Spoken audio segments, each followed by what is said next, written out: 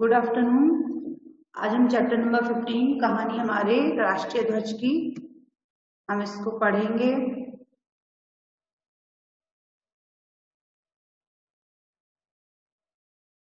ठीक है। प्रस्तुत पाठ में हमारी स्वतंत्रता, संप्रभुता, एकता और अस्मिता के प्रतीक राष्ट्रीय ध्वज की विकास यात्रा की विभिन्न चरणों का क्रमबद्ध वर्णन किया गया है। यह विकास यात्रा स्वतंत्रता संग्राम के दौरान ही प्रारंभ हो गई थी। इस विकास यात्रा में भारत की स्वतंत्रता के लिए सेनानियों द्वारा किए गए बलिदानों एवं किए गए कार्यों एवं बलिदानों के बारे में महत्वपूर्ण जानकारी प्राप्त होती है।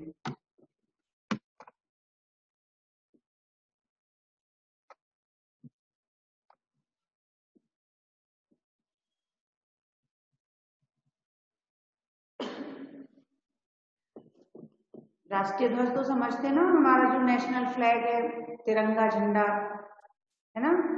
हर कंट्री का अलग अलग होता है ना नेशनल फ्लैग। राष्ट्रीय ध्वज किसी भी राष्ट्र की स्वतंत्रता, संप्रभुता, एकता और अस्मिता का प्रतीक होता है। आपको हमने बोला था ना, इसके सारे आपको वर्ड मीनिंग और जो आप अदर हार्ड वर्ड्स पढ़ेंगे वो आपको क्या करना है, आपको हार्ड वर्ड उसमें से फाइंड आउट करने हैं और लिख कर रखने हैं, है ना। संप्रभुता मतलब क्या होता है? सर्वसत्ता धारण का भाव, सभी एक हैं। अस्मिता अस्तित्व की पहचान का प्रतीक होता है। इससे राष्ट्रीय गौरव झलकता है। क्या होता है? इससे राष्ट्रीय गौरव झलकता है।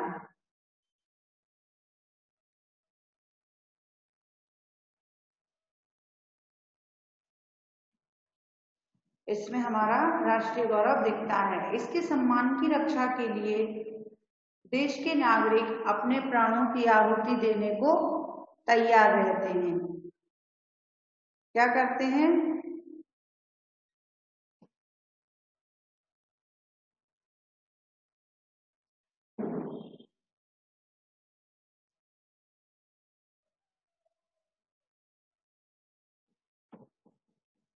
भारत के स्वतंत्रता सेनानियों ने भी अंग्रेजों द्वारा थोपे गए यूनियन जैक के विरुद्ध अपने राष्ट्रीय ध्वज की आवश्यकता को अनुभव किया।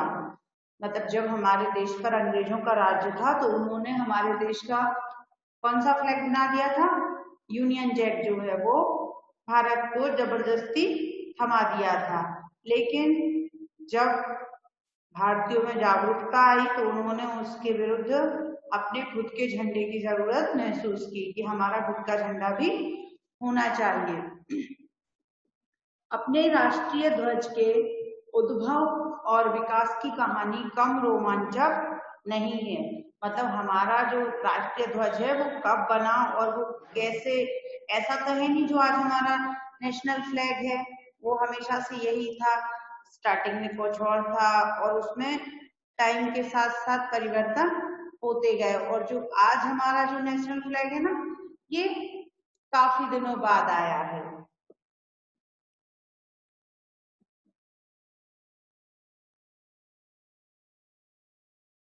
इसके साथ स्वतंत्रता संग्राम की कहानी अभिन्न रूप से जुड़ी हुई है। इस कहानी में स्वतंत्रता सेनानियों के त्याग और बलिदान के साथ साथ अंग्रेजों के क्रूर अत्याचार और दमन चक्र भी उजागर होता है।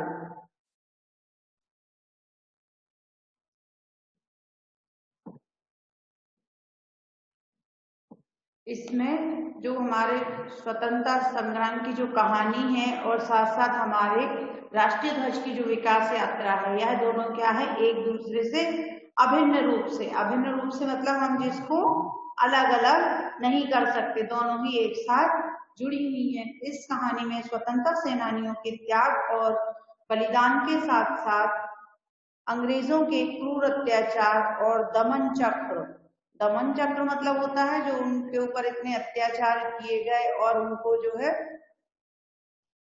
किस तरह से कितना टॉर्चर किया गया और उनको कितना दबाया गया, ताकत के दम पर उनको कितना परेशान किया गया, इससे उनका दमन चक्र भी उजागर होता है। यूनियन जैक के विरुद्ध राष्ट्रीय ध्वज के निर्माण का प्रथम प्रयास सन 1857 के स्वतंत्रता संग्राम के साथ हुआ। तब इसका जो स्वरूप बना वह सामने बना है। सामने बना है मतलब ये देखो ग्रीन कलर का फ्लैग आपको दिख रहा है, इसके नीचे सन 1857 के स्वतंत्रता संग्राम का ध्वज लिखा हुआ है, आप सबको दिख रहा है ना? हाँ, यही है आपका जो पहला ध्वज बना था, वो यही वाला है आपका ग्रीन, है ना?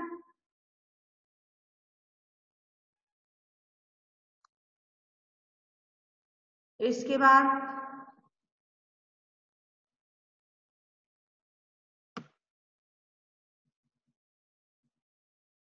अब आपको जो इसका स्वरूप बना है वह यह सामने आपको दिख रहा है। पर स्वतंत्रता संग्राम की विफलता के साथ ही उसका प्रचलन भी समाप्त हो गया।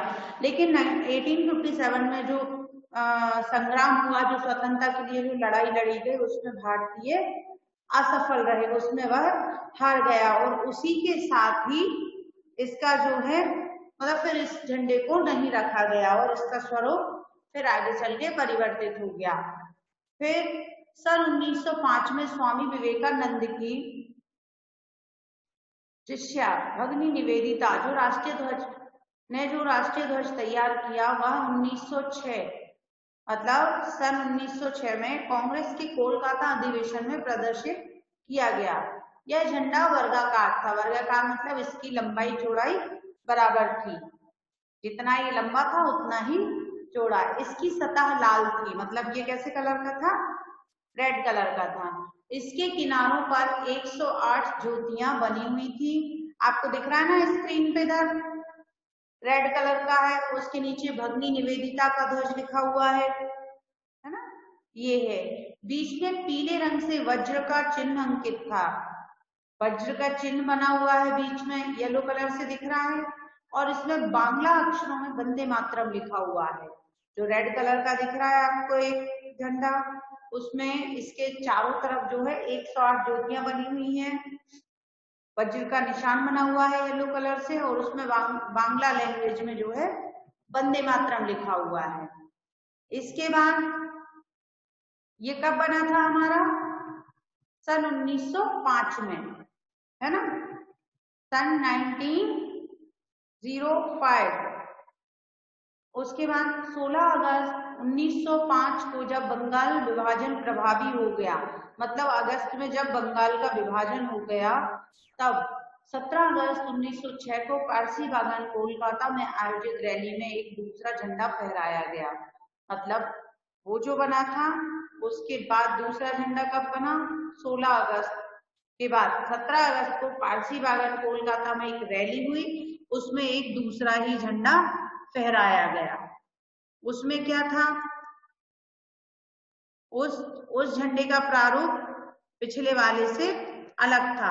आपको दिख रहा है ना, ये साइड में ऊपर ग्रीन कलर है, बीच में येलो, नीचे रेड है, इस पे वंदे मातरम लिखा हुआ है, ऊपर कमल के फूल बने हुए हैं 8, और नीचे चांद और सूरज बने हुए हैं, नीचे 1906 लिखा है, देखा ना आपने?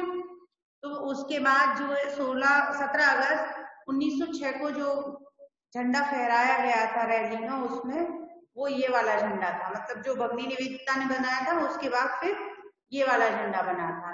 इस झंडे में वज्र का निशान नहीं था, इसमें हरी, पीली और लाल 3 पट्टियां थी, है ना? पीली पट्टी पर नीले रंग से वंदे मातरम लिखा हुआ था, ऊपर की हरी पट्टी पर 8 अर्ध खिले कमल के फूल बनाए हुए थे।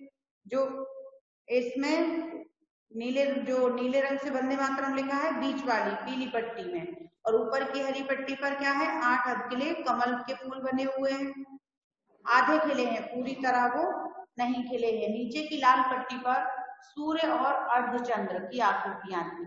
जो नीचे लाल पट्टी है उसमें सूरज बना हुआ है और आधा खिला के साथ अर्धचंद्र, आधा चंद्र बना हुआ है। इसे 1906 में दादा भाई नौरोजी की अध्यक्षता में हुए कांग्रेस के कोलकाता अधिवेशन में फहराया गया। ठीक है, विदेश और इसके बाद फिर विदेश में रहने वाले भारतीयों ने भी राष्ट्रीय ध्वज बनाने का संकल्प लिया। तब जो भारतीय दूसरी कंट्रीज में रहते थे उन्होंने भी क्या करा, अपना खुद का एक ध्वज बनाने का संकल्प लिया। विदेश में भारत के राष्ट्रीय ध्वज को पहली बार फहराने का श्रेय श्रीमती भिखाईजी कामा को दिया जाता है। मतलब विदेशों में जब हमारा पहली बार भारतीय झंडा फहराया तो वो किसने फहराया था, श्रीमती भिखाईजी कामा, है ना, इनके द्वारा अपना सबसे पहले जो है हमारा राष्ट्रीय ध्वज विदेशों में फहराया गया। 22 अगस्त 1907 को जर्मनी के स्टुटगार्ट नगर में आयोजित दूसरे इंटरनेशनल सोशलिस्ट कांग्रेस में विदेशी प्रतिनिधियों के सामने भाषण दिया और अंत में हरे, सुनहरे एवं लाल रंगों वाला एक तिरंगा झंडा फहराया। इन्होंने जो झंडा दिया था वो कैसा था, उसकी रूपरेखा, मतलब वो कैसी थी, इन्होंने पहली बार जब वहां पे झंडा फहराया तो कैसा था, 3 रंगों वाला, है ना, हरा, सुनहरा और लाल। उन्होंने भारत की स्वतंत्रता के लिए अपील करते हुए, यह भारत की आजादी का झंडा है, देखिए इसने जन्म ले लिया है, शहीद भारतीय युवाओं के रक्त ने इसे पवित्र किया है। वो क्या बोलती हैं कि अब हमें भारत की आजादी चाहिए है। जो विदेशों में रहते हैं भारतीय, उन्होंने भी वहां पे अपने स्तर पर काम किया और उन्होंने क्या कहा कि ये भारत का झंडा है, इसने जन्म ले लिया है ना, ये भारत की आजादी का झंडा है, अब इसे देखिए, और शहीद भारतीय युवाओं के रक्त ने इसे पवित्र किया है। रक्त मीन्स क्या होता है, खून, ब्लड, और पवित्र कर दिया है इसको, है ना, उनने इसको पवित्र मतलब एकदम शुद्ध कर दिया है। उसके बाद सन 1917 में देश की स्वतंत्रता का संघर्ष तेज होने लगा। तब बाल गंगाधर तिलक और डॉक्टर एनी बेसेंट ने एक नए झंडे की रूपरेखा बनाई।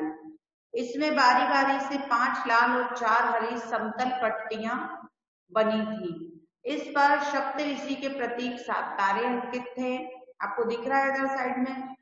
इस झंडे में बाईं ओर ऊपर के चौथाई हिस्से में यूनियन जैक बना था। इस झंडे में यूनियन जैक को स्थान देना राजनीतिक समझौते का सूचक था। इससे दासता की गंध आती थी, अतः लोकप्रिय ना हो सका। क्या मतलब है, जो सन 1917 में देश की स्वतंत्रता का संघर्ष जब तेज होने लगा तो बाल गंगाधर तिलक और डॉक्टर एनी बेसेंट ने नया झंडा बनाया। इसमें बराबर साइज की, जिसकी चौड़ाई बराबर थी, समतल 4 हरे कलर की और 5 लाल कलर की पट्टियां थी, वो लगी हुई थी। इस पर सप्तऋषि के प्रतीक 7 तारे अंकित थे, आपको साइड में दिख रहा है, और उन 7 तारे के ऊपर कॉर्नर पे वहां पे यूनियन जैक को भी थोड़ी सी जगह दी गई थी। इससे क्या समझ में आता था कि यह एक राजनीतिक समझौता है, पर इससे दासता की गंध आती थी, मतलब इससे भी हमें लगता था कि हम गुलाम हैं। जब हम हमारे झंडे में किसी और के झंडे को भी जगह दे रहे थे तो उससे क्या लगता था कि जैसे हम उनकी गुलामी स्वीकार कर रहे हैं और हम गुलाम हैं, मतलब वो हमारा झंडा होते हुए भी हमारा नहीं लगता था, इसलिए वह ज्यादा नहीं चल सका, उसको लोगों ने ज्यादा पसंद नहीं किया। सन 1921 में महात्मा गांधी ने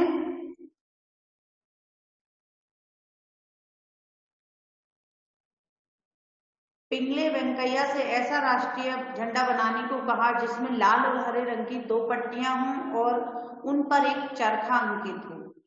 इसमें लाल रंग हिंदुओं के लिए और हरा रंग मुसलमानों के लिए प्रतीक रूप में रखे गए थे।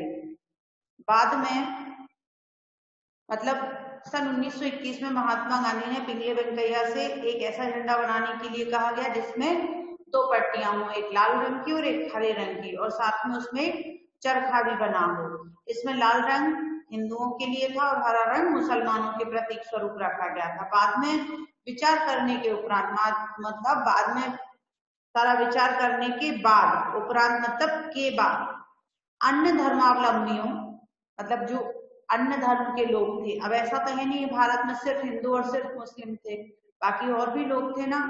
तो जब सारा विचार विमर्श किया गया उसके बाद बाकी के जो और धर्म है वो नहीं बोलेंगे कि फिर भाई हमारे लिए भी तो कोई, हमारे जब ये देश हमारा है, राष्ट्र हमारा है, तो इसके झंडे में हमको भी होना चाहिए जगह।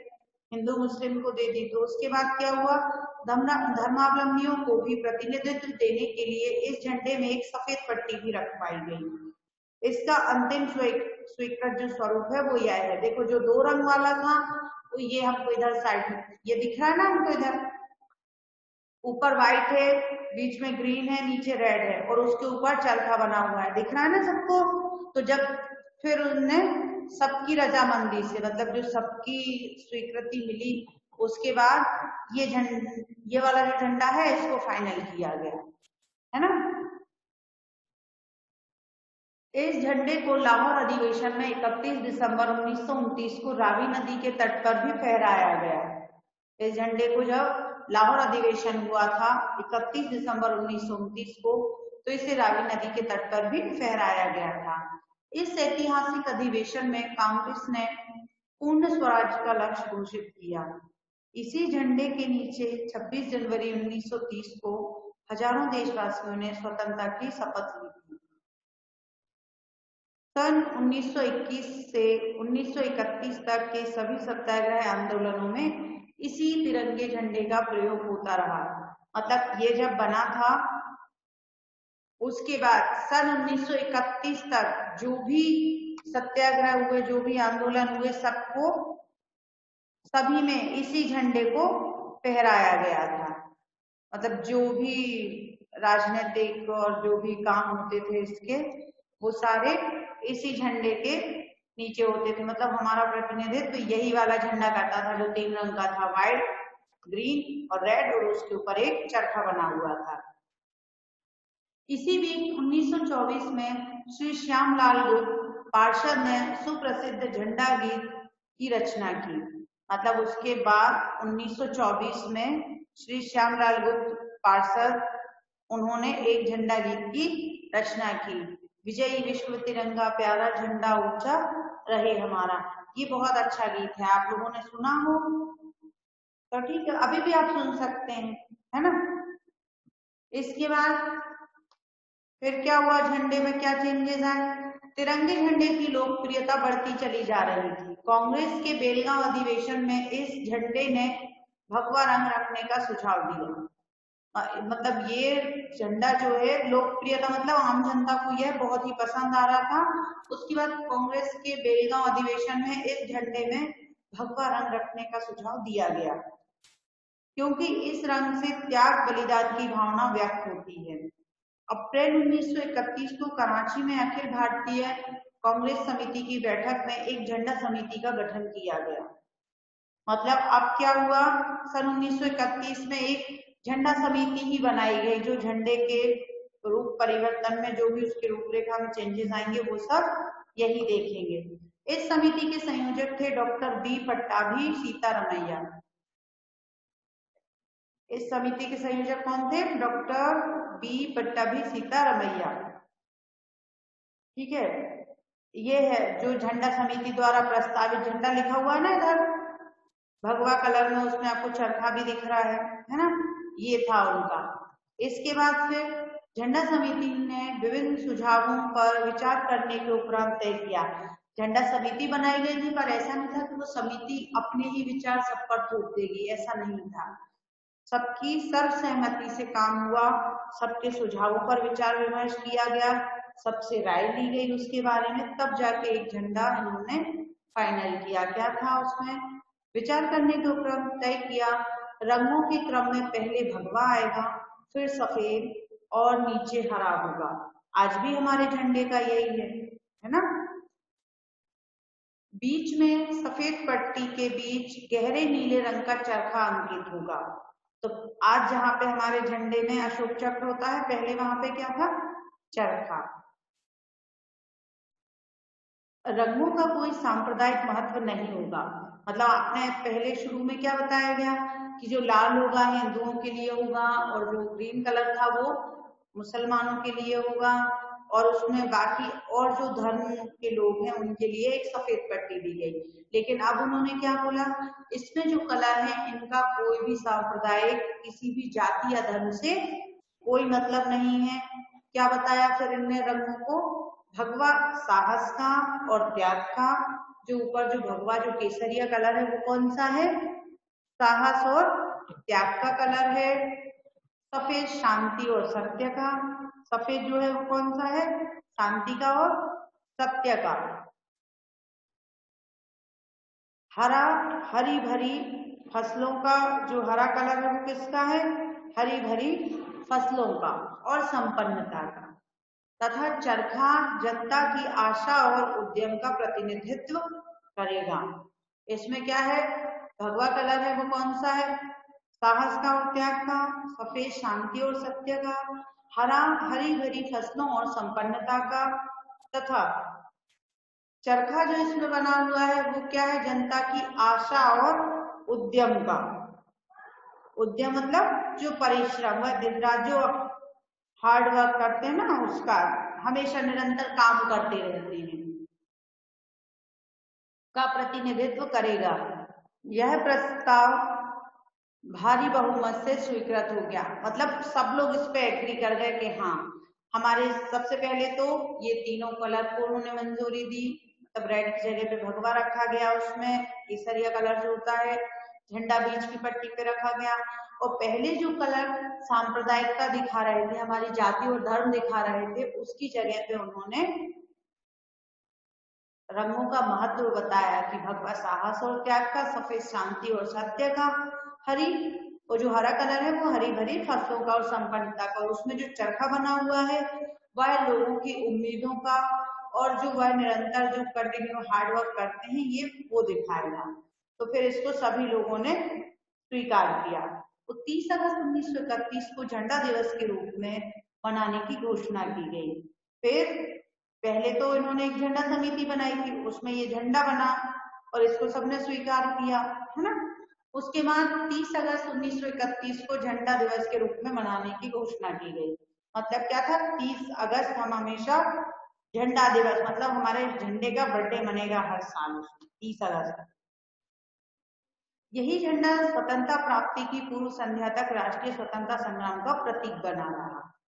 मतलब 1931 से ये झंडा बना था और जिस दिन हमको स्वतंत्रता मिली, स्वतंत्रता मतलब 15 अगस्त 1947 की पूर्व संध्या, मतलब 15 अगस्त 1947 से पूर्व संध्या कौन सी कहलाएगी, 14 अगस्त शाम तक।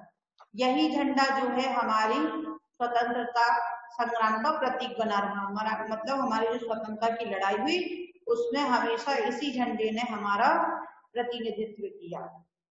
अंडरस्टूड ना।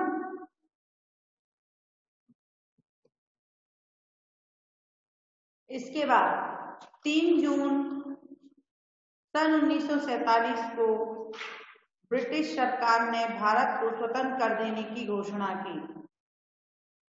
मतलब उसके बाद सारे संग्राम, सारी लड़ाइयां, सब कुछ होने के बाद ब्रिटिश गवर्नमेंट जो थी उन्होंने 3 जून सन 1947 को क्या बोल दिया कि हाँ हम भारत छोड़कर चले जाएंगे। क्या करेंगे हम भारत छोड़कर चले जाएंगे, है ना। तो उन्होंने भारत को स्वतंत्र कर देने की घोषणा कर दी। तब स्वतंत्र भारत के ध्वज के विषय में सुझाव देने के लिए 23 जून 1947 को एक स्थायी समिति बनाई गई। जब हो गया ना तो फिर झंडे के बारे में फिर और सुझाव मांगे गए, सुझाव दिए गए, उसके लिए एक स्थायी समिति बनाई गई। फिर इस समिति के निर्णयों के आधार पर राष्ट्रीय ध्वज के रूप में परिवर्तन किए गए। इसी समिति के आधार पर क्या हुआ, राष्ट्रीय ध्वज के रूपों में परिवर्तन किए गए। ठीक है, जो भी इसके चेंजेस होने थे वो सारे फिर वो जो उन्होंने समिति बनाई है वो सारे डिसाइड करती। तो वो सारे उन्होंने क्या करा, उसके बाद उनको एक समिति बनाई गई और वह सारे निर्णय लेगी इस झंडे के विषय में। फिर इस समिति के निर्णयों के आधार पर राष्ट्रीय ध्वज के रूप में कुछ परिवर्तन किए गए और फिर समिति ने जो सुझाव दिए, जो निर्णय लिए, उनके आधार पर फिर कुछ परिवर्तन किए गए। वो क्या थे देखिए, दिख रहा है ना आपको इधर साइड में, स्वतंत्र भारत का राष्ट्रीय ध्वज तिरंगा।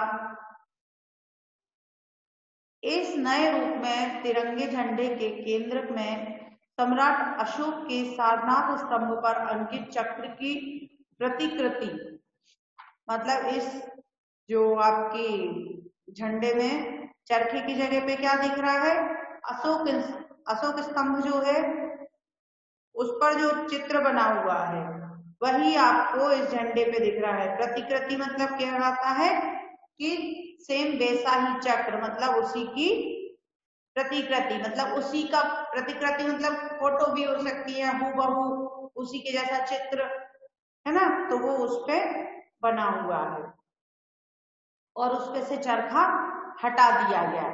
चरखा पहले क्या बताया था कि यह हमारे जनता की जो है आशाओं का और हार्ड वर्क का, जो वो मेहनत करते हैं उसका, श्रम का सूचक है। तब इसमें जो चक्र दिया गया था, ये इसमें क्या बताया, यह चक्र हमारी गतिशीलता तथा प्रगति के पथ पर अग्रसर हमारे संकल्प का प्रतीक है। मतलब हम हमेशा जो आगे बढ़ते जा रहे हैं, गतिशीलता आगे बढ़ते रहने का गुण है हमारा, उसको हम आगे दिखा रहे हैं और हम हमेशा उन्नति के पथ पर अग्रसर हो रहे हैं।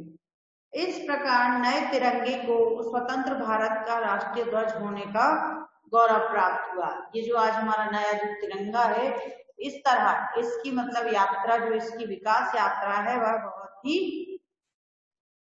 लंबी है ना, तो इसमें आपको बता रहे हैं। 14-15 अगस्त 1947 की मध्य रात्रि को भारत पूरी तरह से स्वतंत्र हुआ। तब श्रीमती हंसा मेहता ने संविधान सभा के अध्यक्ष डॉक्टर राजेंद्र प्रसाद को एक नया तिरंगा भेंट किया। मतलब 14-15 की रात, 14 की नाइट, मॉर्निंग में 15 जो अगस्त था, तो उसकी मध्य रात्रि में भारत पूरी तरह से स्वतंत्र हो गया। तब श्रीमती हंसा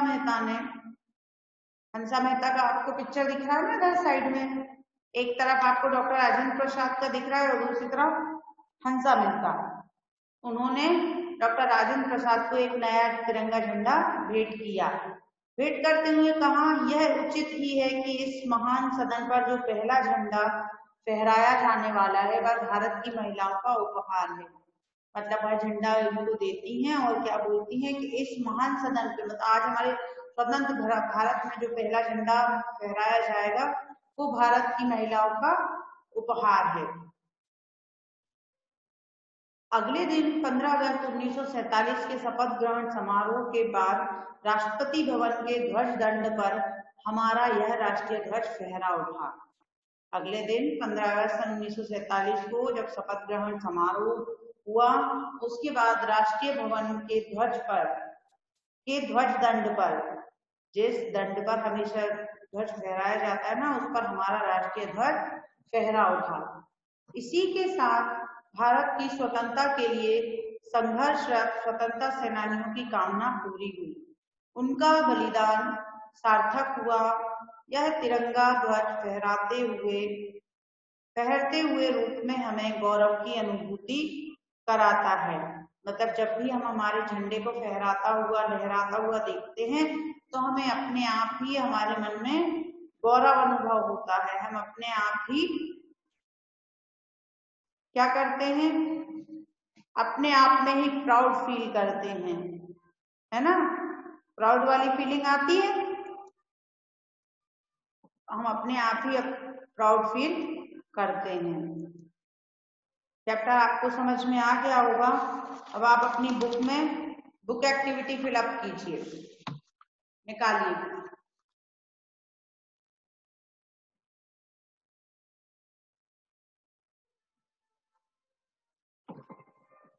बुक निकालो आपकी, चूज द करेक्ट ऑप्शन में आओ।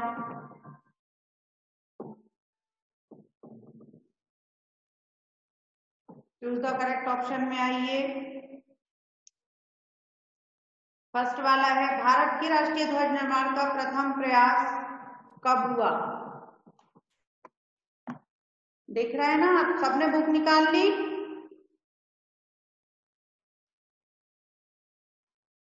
बुक एक्टिविटी देखिए।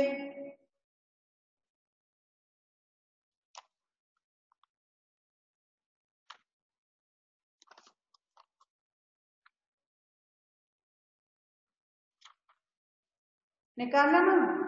तो फर्स्ट वाला मार्क करो इसका, का 1905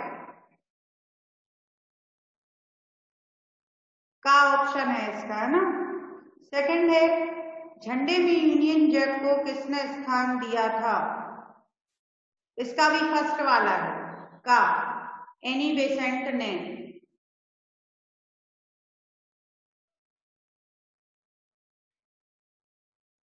सेकंड वाले का लिखो, एनी बेसेंट हो गया।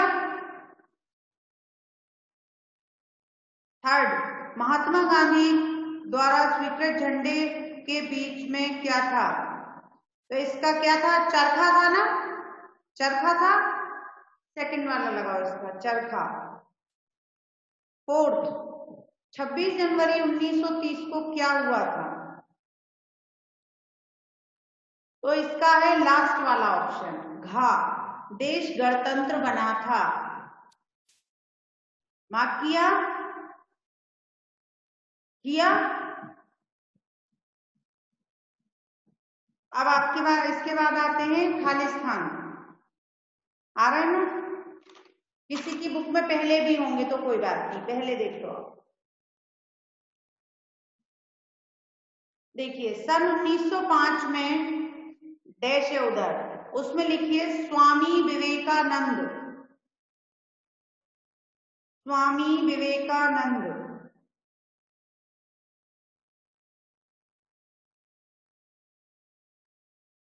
स्वामी विवेकानंद की शिष्या भगिनी निवेदिता ने राष्ट्रीय ध्वज तैयार किया।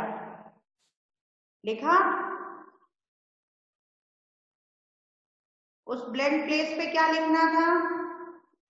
स्वामी विवेकानंद। किया? ठीक है, अगला कीजिए। पहले उसमें लिखना है, सेकंड वाले में 16 अगस्त, 16 अगस्त लिखो, 16 अगस्त 1905, 1905, 1905, 16 अगस्त 1905। लिखा? थम्स अप कीजिए अगर आपका होता जा रहा है तो सभी।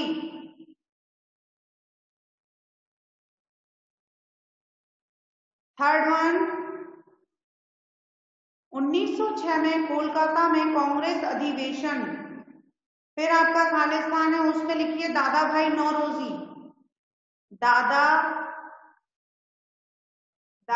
भाई नौरोजी आपके चैप्टर में आया था। अगर कोई आपके पास हो तो उसकी हेल्प ले लीजिए।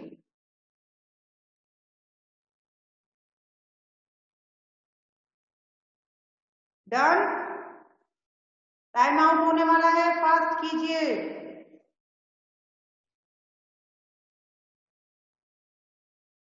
अगला, एनी बेसेंट द्वारा बनाए ध्वज में सप्तऋषि के प्रतीक 7 तारे, 7 तारे,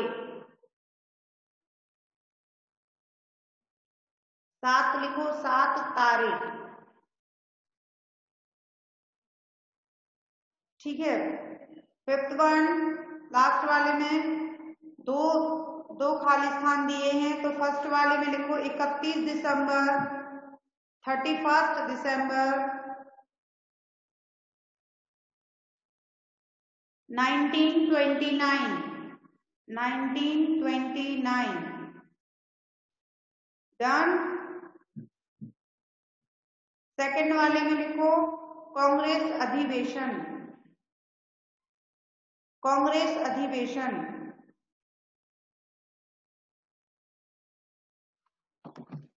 ठीक है, अगला है आपका ये टेबल बना हुआ है जिसमें व्यक्तिवाचक, जातिवाचक, भाववाचक संज्ञा आपको फाइंड आउट करनी है, ऊपर जो आपके लिखे हुए वर्ड उनमें से, है ना। तो आप एक काम कीजिए, आप बाद में लिख लेना। आप 1 2 3, मैं जो बोलूं उस पर 1 2 3 नंबर डालिए। तो व्यक्तिवाचक में 1 लिखना है, जातिवाचक में 2, भाववाचक में 3। तो आप मार्क कर लो, आप इसके बाद आप राइट करते रहना, ठीक है। देखिए लाहौर लिखा है, उसमें लाहौर फर्स्ट वर्ड सेकंड नीचे, लाहौर में 1 लिखिए। कोलकाता फोर्थ नंबर का है, ऊपर देखो कोलकाता में 1 लिखिए। निवेदिता में भी 1 लिखिए। स्वामी विवेकानंद में भी 1 लिखिए। उसी के नीचे लिखा है रावी नदी, इन 5 में 1 लिख लीजिए। डन। बाद में आप आपका चार्ट फिल कर लेना। सेकंड वाले में जातिवाचक में तो आपके देखो थर्ड वाले वर्ड में नीचे लिखा है अस्मिता के नीचे शिष्या, शिष्या में 2 राइट कीजिए। और इधर ऊपर लिखा है राष्ट्रीय ध्वज, सेकंड नंबर का वर्ड सेकंड, इसमें 2 लिख लीजिए। ये दोनों आएंगे आपके जातिवाचक में। बाकी जितने भी बचे हैं उन सब में 3 में आएंगे, वो भाववाचक वाले। बाकी जितने भी बचते हैं वो सारे कहाँ आएंगे? भाववाचक में। कंप्लीट।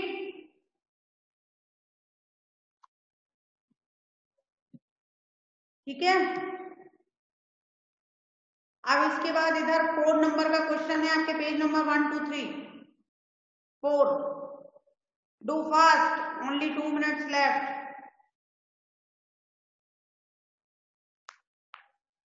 तो देखो 4 नंबर वाले में राष्ट्र